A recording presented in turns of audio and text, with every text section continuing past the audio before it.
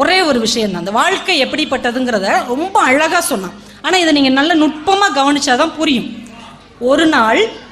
ஒரு நாள் மண்ணை கீறிக்கொண்டு ஒரு புழு வெளியே வந்தது. ஒரு நாள் மண்ணை கீறிக்கொண்டு ஒரு புழு வெளியே வந்தது.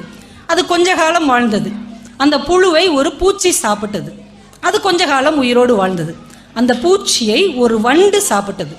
வண்டு கொஞ்ச காலம் உயிரோடு வாழ்ந்தது. அந்த வண்டை ஒரு தவளை நல்ல கார்காலத்தில் உணவாக சாப்பிட்டது. தவளையும் நல்லா வாழ்ந்தது.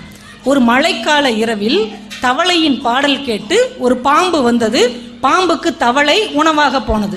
பாம்பு கொஞ்ச காலம் வாழ்ந்தது.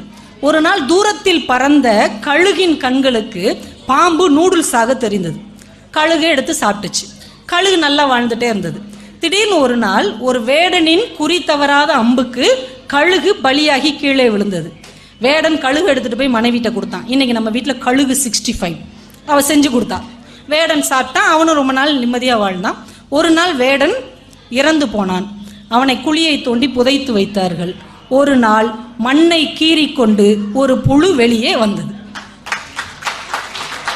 ஒரு நாள் மண்ணை கீறிக்கொண்டு ஒரு புழு வெளியே வந்தது. அவ்வளவுதான்.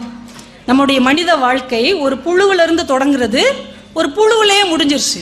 இவ்வளவு சின்ன குறுகிய ஒரு வாழ்க்கைக்குள் வாழ்ந்து கொண்டிருக்கிற நாம் மனதை கொஞ்சம் விசாலமாக வைத்து மனிதர்கள் அன்பு, சமூக அக்கறை என்கின்ற ஒரு ஒற்றுமையான பாதையில் குழந்தைகளையும் வளர்த்து நம்முடைய மனதையும் லேசாக வைத்து கொண்டால் வாழ்க்கை